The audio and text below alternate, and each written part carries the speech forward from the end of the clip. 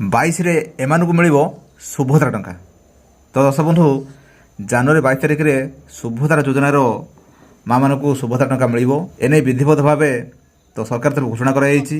ତତ୍ସହିତ ଆପଣଙ୍କର ଉପମୁଖ୍ୟମନ୍ତ୍ରୀ ତଥା ମହିଳା ଶିଶୁ ବିକାଶ ମନ୍ତ୍ରୀ ପ୍ରଭାତୀ ପରିଡ଼ା ଏନେଇ ସେ ନିଜ ଟ୍ୱିଟର ହ୍ୟାଣ୍ଡେଲରେ ସେ ପ୍ରକାଶ କରିଛନ୍ତି ଯେ ଜାନୁଆରୀ 22 ତାରିଖରେ ହିଁ ଆପଣଙ୍କର ସୁଭଦ୍ରା ଟଙ୍କା ଆପଣଙ୍କୁ ମିଳିବ। ତ ପୂର୍ବରୁ 18 ତାରିଖ ଥିଲା, ପୁଣି ଚେଞ୍ଜ କରିକି 22 ତାରିଖ କରାଯାଇଛି। କହିବାର କଥା କି ଆଜି ମୁଁ ଆପଣଙ୍କୁ କହିବି ଯେ କାହାକୁ ମାନେ ଟଙ୍କା ମିଳିବ। ତ ଆପଣ ଜାଣିଥିବେ ଯେ ସରକାର ଆସିବା ପୂର୍ବରୁ ଯେଉଁ ବିଜେପି ପ୍ରତିଶ୍ରୁତି ଦେଇଥିଲା ଯେ ଆମେ ସରକାରକୁ ଆସିଲେ ଆମେ 50,000 ଟଙ୍କା ମା'ମାନଙ୍କୁ ଦେବୁ। ସରକାରକୁ ଆସିଲା ପରେ ସେ କହିଲେ ଆମେ ଯେଉଁ 50,000 ଟଙ୍କା ଦେବୁ ସେଇଟା 5 ବର୍ଷ ଭିତରେ ଆମେ ସେଇଟାକୁ ଦେବୁ।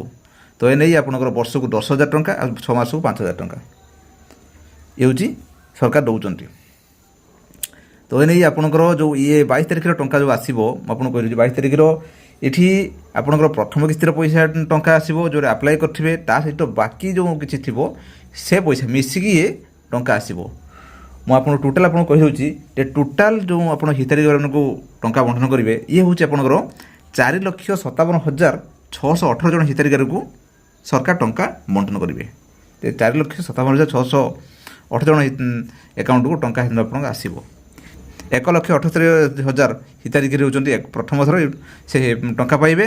ତ ସହିତ ବାକି ଥିବା ଯେଉଁ ଆଗରୁ ପାଇଛନ୍ତି ମଝିରେ କୌଣସି କାରଣରୁ ବଞ୍ଚିତ ହୋଇଥିଲେ, ବଞ୍ଚିତ ହେବାର ହିତାଧିକାରୀ ହେଉଛନ୍ତି 2,80,000।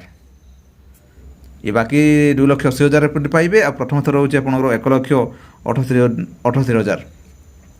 ଟୋଟାଲ୍ ହେଉଛି ଆପଣଙ୍କର ମିଶିକି ଆପଣ 4,57,618 ଜଣ ହିତାଧିକାରୀ ଆପଣ ପାଇବେ।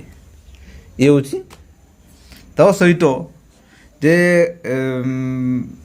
ପାଇବେ। ତ ଆପଣ ବୁଝିପାରିଲେ ଯେ ଟୋଟାଲ୍ ଏତିକି ଆପଣ ପାଇବେ। ମୁଁ ପୂର୍ବରୁ ଆପଣଙ୍କୁ କହିଥିଲି ତ କୌଣସି ନା କୌଣସି କାରଣରୁ ଆପଣ ସରକାର ବର୍ତ୍ତମାନ ପାଇଁ ଗ୍ରାଉଣ୍ଡ ଜରିଆରେ ସରକାର ଗ୍ରାଉଣ୍ଡ ଜରିଆରେ ସର୍ଭେ କରୁଛନ୍ତି ଯେ ଆପଣଙ୍କର ତା'ର କ୍ରାଇଟେରିଆ କେଉଁମାନେ ଫୁଲଫିଲ୍ କରୁଛନ୍ତି ସେମାନେ ସୁଭଦ୍ରା ଟଙ୍କା ପାଇବେ, ଯେଉଁମାନେ କ୍ରାଇଟେରିଆ ଫୁଲଫିଲ୍ କରୁନାହାନ୍ତି ସେମାନେ ତାଙ୍କର ପାଇବେନି। ତ ଏହାକୁ ନେଇ ପୂର୍ବରୁ ଆପଣ କଟିଥିଲା, ଏବେ ବର୍ତ୍ତମାନ ଏହି ସର୍ଭେ ଚାଲିଛି। ତ ସେହି ପରିପ୍ରେକ୍ଷୀରେ ପୂର୍ବରୁ ଆପଣଙ୍କୁ ଭିଡ଼ିଓ କାଲି ମୁଁ କହିଥିଲି ଯେ 22 ତାରିଖର ଯେଉଁ ଆସିବ କେଉଁଦିନ ଆପଣ ଆସିବ ସୁଭଦ୍ରା ଟଙ୍କା, ସେ ବାବଦରେ ପୁଙ୍ଖାନୁପୁଙ୍ଖ ଭିଡ଼ିଓ ମୁଁ ଆପଣଙ୍କୁ କହିଥିଲି। ଏହା ବାବଦରେ ଆପଣ ଦେଖିନାହାନ୍ତି, ଆପଣ ଦେଖିପାରିବେ। ତ ଏହି ହେଲା କଥା। ତ ସହିତ ଆପଣ ଯଦି ସୁଭଦ୍ରା ଟଙ୍କା ହଉ ବା PM କିଷାନ ହଉ, CM କିଷାନ ହଉ, ଯେତିକି ଟଙ୍କା ଆପଣଙ୍କୁ ଆସେ ଗଭର୍ଣ୍ଣମେଣ୍ଟ ତରଫରୁ ସେଟା ହେଉଛି ଆପଣଙ୍କ DBT ମାଧ୍ୟମରେ ଆସେ। ତ ସେହି ରକମ ଆପଣ ଯେଉଁ ବ୍ୟାଙ୍କର ଆଧାର ଲିଙ୍କ ଥିବ ସେହି ବ୍ୟାଙ୍କକୁ ହିଁ ଆପଣଙ୍କର ଟଙ୍କା ଯିବ।